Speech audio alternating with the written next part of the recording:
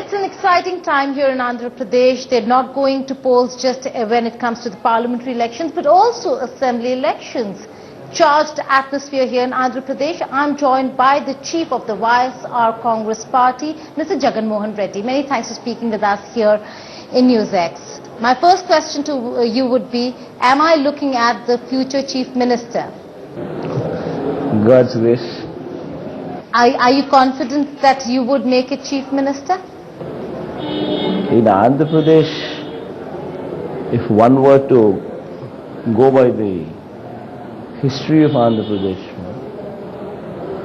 this particular area, what is Rayalaseema and Costa Andhra, what is popularly known as Seemandhra, it follows more of Tamil Nadu kind of swing. It goes one way, left to right. People would give a mandate, what would be more than 70% plus. Out of 175, any party what comes into power would sweep more than 130 plus seats. And this time God has planted enough love in people's hearts that we would sweep this elections. Mr. Reddy, your father formed the Congress Party. He almost literally built the Congress Party here in Andhra Pradesh. Did you feel betrayed by Sonia Gandhi and Rahul Gandhi? Is there a sense of betrayal and bitterness towards the Gandhi family for what they did to you and how they treated you, or for that matter, how they treated the Congress wing here in Andhra Pradesh? Personally, having bitterness towards somebody is not my kind of attitude. I read Bible every day and I end with God's prayer. It says, forgive our sins as we forgive them those who sin against us. So I don't believe Have they sinned against you? So I don't believe in harboring anything against anybody basically. But yes, but as far as the state is concerned, what they have done to my state is not pardonable.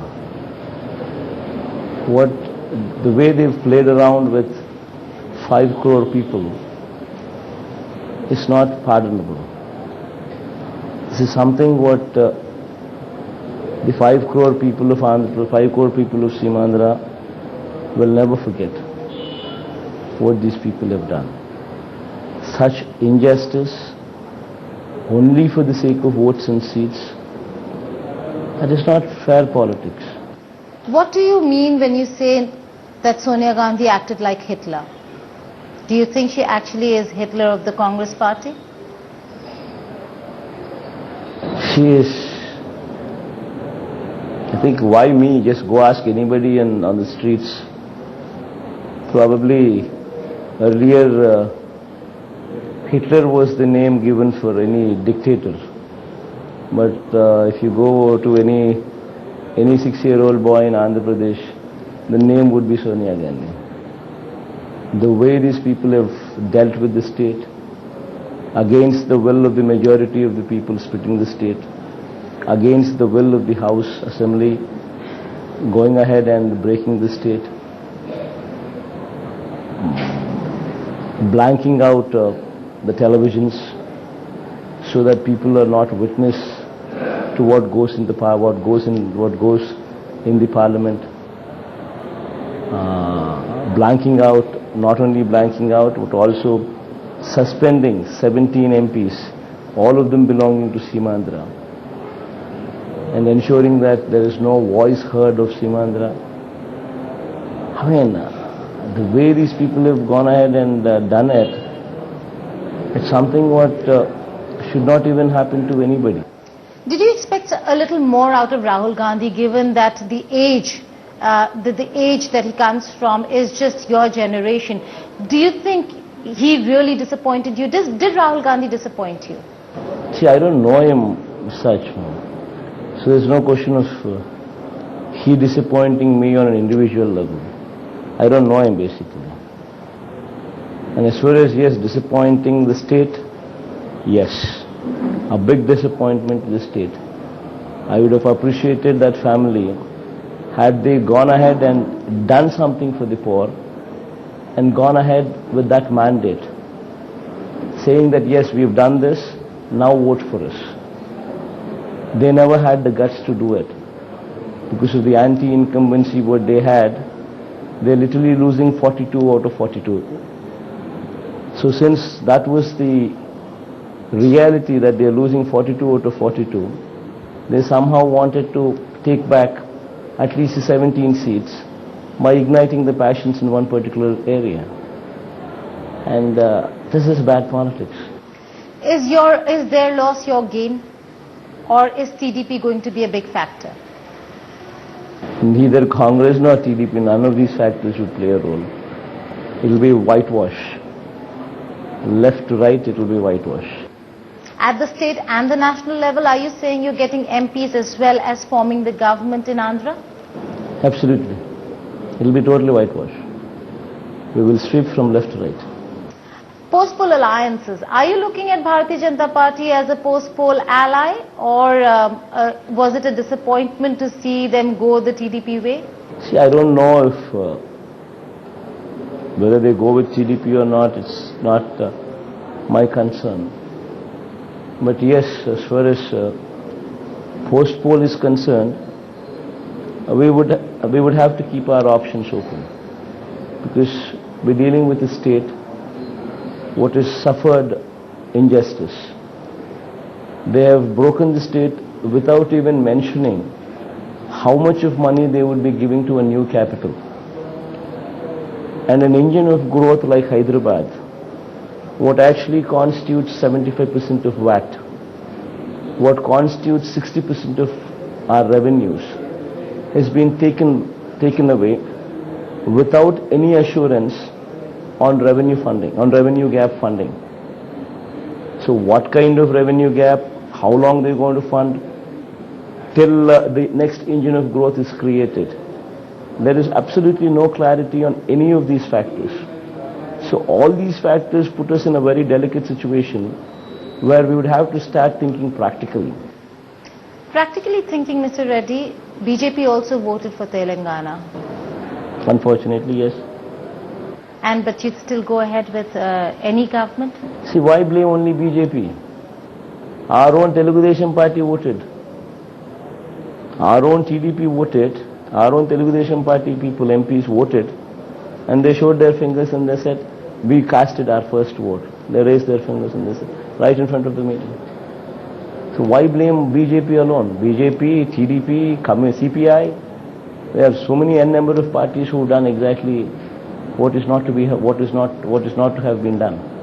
But the primary accused is going to be Congress party. Had Congress not initiated this kind of injustice, had Congress party not gone ahead to do this, then there wouldn't have been any situation like this. Would it have been different if your father were alive? Yes, definitely it would have been different if my father would have been alive, because Congress party thinks only in terms of numbers. And since they have a strong leader in YSR, and since he was the man who was instrumental in bringing Congress to power, be it 2004 and 2009 with the numbers 27 and 33. So obviously the confidence would still be there that go by his calculation, go by his thinking, so that their numbers don't lose. And he is one man who's firmly for, I mean, as anybody basically with common sense would not have done what these people have done. Jairam Ramesh seemed to have thought otherwise. He actually went on record saying your father was for a separate state of Telangana. See, the fact is, these people lie. I don't understand why people of such stature, why do they lie? And my father was alive, 2004 manifesto was still a 2004 manifesto is there, ready for anybody to read it. What does the 2004 manifesto say? 2004 manifesto says that Congress party will constitute a second SRC, Second State Reorganization Commission. Once you say it is second SRC, Andhra Pradesh does not become the exclusive member to second SRC. You would have Vidarbha, you would have so many other states also forming the panel, the agenda for second SRC. And it can go anyway. Second SRC can actually recommend that it's not viable to split the state. So that is what Congress party has stated in 2004 manifesto. That is what Congress party and TRS have gotten into an understanding in writing. And that was what was put forth in 2004 manifesto. So why blame him after his death? Especially when he was around, none of these people actually had the courage to do it. What about the Namo wave? What about Narendra Modi sweeping, according to many opinion polls? And since you also spoke about, I did not, in 2004, after 2004, even in 2009 manifesto, if you were to see, even then Congress party did not speak about forming a new state. Congress party only said in 2009 that they would constitute a Roshaya committee, and they would go by the recommendations of Roshaya committee. Never have they said that they are going to split the state. It's only for convenience that these people make use of a dead man's name. What about the Namo wave? Narendra Modi sweeping the country with the consolidation that we're seeing according to opinion polls. Do you see that Namo wave here as well? Basically, Narendra Modi as a person, I've made my statement very clear before also, that he's a good administrator. And I've made myself amply clear.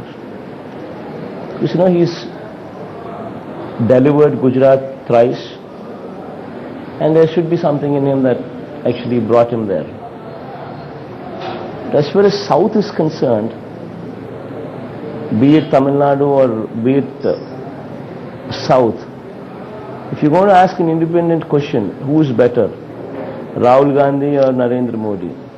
Probably Narendra Modi would probably be better off than Rahul Gandhi. But when you're going to ask another question as to which party would you vote for, then people would immediately say YSRCP here and AIADMK there. In Tamil Nadu. So that's how the South behaves. You don't see TDP gaining out of this entire alliance that they're looking at? Or is BJP going to be the bigger loser because it's the YSR Congress that's a bigger factor, or for that matter TRS a bigger factor? See, TDP is lost on it. TDP is lost on credibility. TDP should have been the front runner, especially after I moved out of the Congress party, especially after Congress decimated. But they have not. TDP is decimated because TDP leader has no credibility. He suffers a credibility issue, and so he's not going to play an important role. As far as BJP is concerned, as far as Congress is concerned, none of these people speak Telugu. These people don't even know our language. What are these people going to come here and talk about a swing? It really doesn't work that way. As far as South is concerned, be it in Tamil Nadu, if you go, you can't speak Tamil. So how do you expect to even connect with people? So for Narendra Modi, it will be very essential to have the right regional parties in place down south, else it won't work. Absolutely. Even for Narendra Modi, if one were to think in terms of, from his perspective, yes, it's very important that he does the right moves. You called him a very good administrator, but what about being a good statesman? What about his secular credentials? See, I'm not here to defend Narendra Modi, so it's not my question to ask. As far as I am concerned, my options are open, and I need to keep them open because of the fact that my state has suffered this kind of injustice, and it's very important that we give oxygen to Delhi. Because the bill what has come out, if you were to read that bill, it puts us in a very delicate situation. They don't even say how much of money they're going to give for a new capital. They don't even say how long they're going to give, how long they're going to support a revenue gap. When is the next engine of economic growth? When is the next engine of growth going to be created? Until then, how one is going to sustain? Nothing. There's absolutely no clarity. So you're keeping your options open, but back home, how will you give assurance to the minorities here who might doubt the intentions, or for that matter, the credibility of Narendra Modi in securing their interests? See, as far as we are concerned, people trust me. I'm not going to have a pre-poll tie-up with anybody.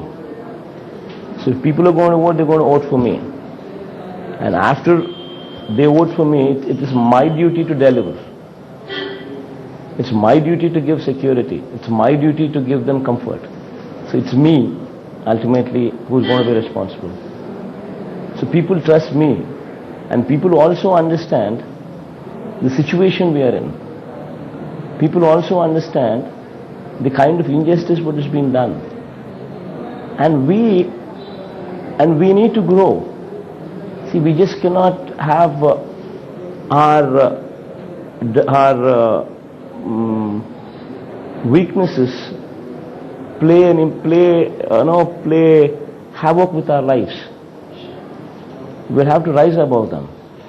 See, this situation now warrants for us to come together with Delhi and support the state. This is what the situation warrants. Would you say the charges against you when it comes to disproportionate assets case, was that political victimization, or would you concede that there is some truth to it? What would you say about the fact that my dad was an honorable man till he was alive? He was also an honorable man till I left the Congress party. 18 months after my father's death and 2 months after I left the Congress party, both Congress and Telugu Desam came together. This is very important. Congress and Telugu Desam came together, and then they've gone and filed the cases. And in such hurry, things have been drawn, sketched, and delivered. That entire state is a witness to the kind of harassment and the kind of vindictive approach what Congress party has taken.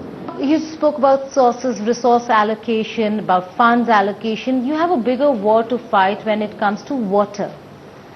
KCR yesterday spoke about how he is not going to allow the water to enter Simandra and Rayalaseema.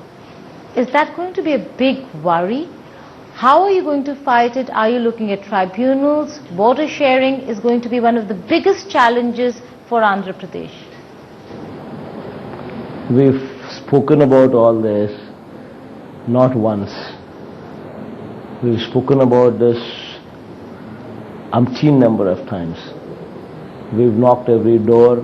We spoke about these problems through media, directly to the leaders, so many times. It's not that this is something new what has come up. This is basically the repercussion of what has been done. See, eventually, ultimately, at the end of the day, we are forced to live with whatever has been given. So yes, as of now, these kind of issues do exist, and as they do come, we would have to go ahead and take up the right, and we will have to take up the battle. What would you say to KCR for the statements that he's making at this point in time? See, a leader of KCR's stature should understand what he's talking. If he's still wanting to do something, if he's still wanting to make wild allegations, then there's nothing for me to comment. People at large are watching. Be it Telangana, be it Simandra, it doesn't make any difference. There also people speak Telugu. Here also people speak Telugu. If they have difficulty there, people of Simandra would extend help to them. If Simandra people have difficulty here, people of Telangana would also extend support. See, they have divided the area, the region, But they have not divided our hearts, and we are one together. We speak the same language, we would be together. You don't see any bad blood between the two regions because of the manner in which things were done? See, basically, bad blood is there not on Telugu people. These people have not done anything. The bad blood is there only on Delhi. It is the Delhi who has done it. I just have two more questions for you. One, that Digvijay Singh says, you have Congress in your DNA and you shall return.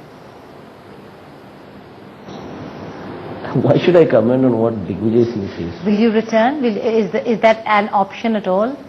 I mean, I don't understand. We've passed that stage of returning to Congress party. We've passed that stage.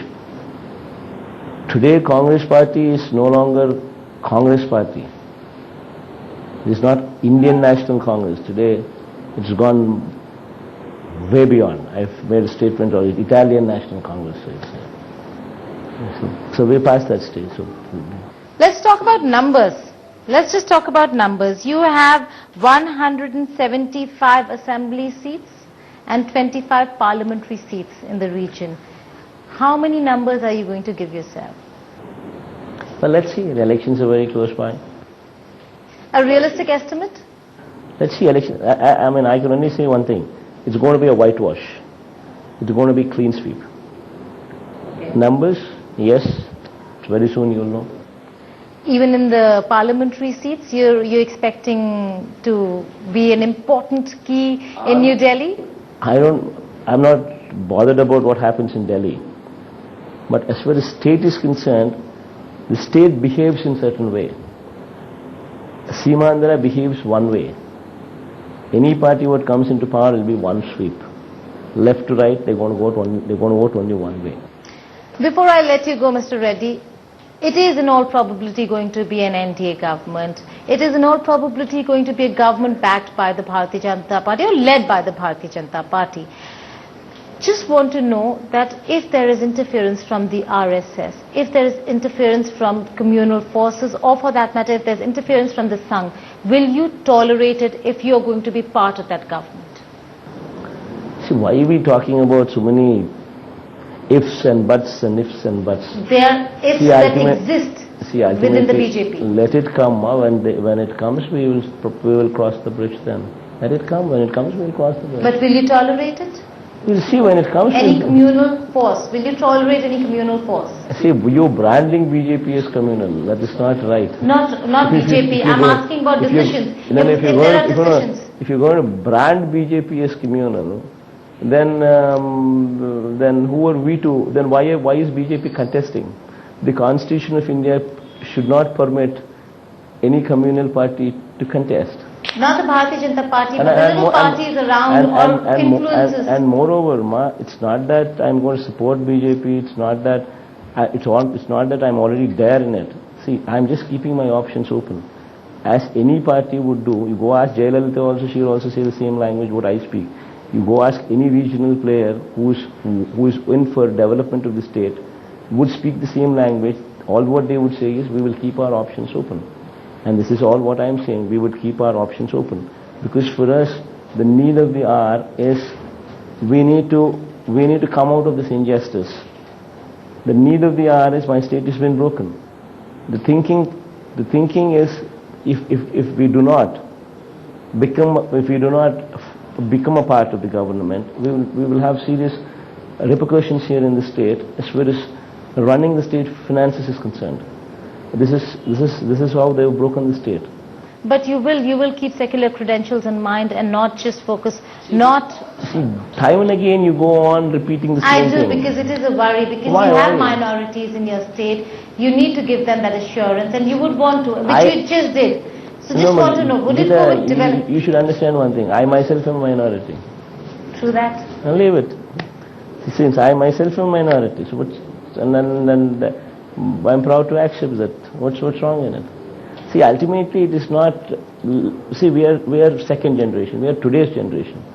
Let's not be bogged down to these factors that it is communal tensions. It is this party, that party. No, it is basically we would if I am at the helm of affairs as the Chief Minister of Andhra Pradesh, it is my duty to govern my state. See, what happens in Andhra Pradesh is my lookout. This is what I am responsible for. And people who vote for me look at me as an option and vote for me. That is what they do. So it's my duty to give them confidence. So this is where it should end. Because if you're going to mix too many things into this subject, then where exactly would it lead to? You're indirectly saying, don't support. Then where do I get the finances? Would Geeta give me the finances? I really hope if Geeta could do that, then this whole issue is solved. You got to get practical. You got to get into reality mode. Well, that's a very confident note that you speak of, and I'll end the interview there. A very confident JaganMohan Reddy saying that he needs to be practical. He will support whoever is willing to give him the funds to run Andhra Pradesh. And on that note, saying also that he, in all probability, is the next Chief Minister of Andhra Pradesh. Many thanks for speaking with NewsX.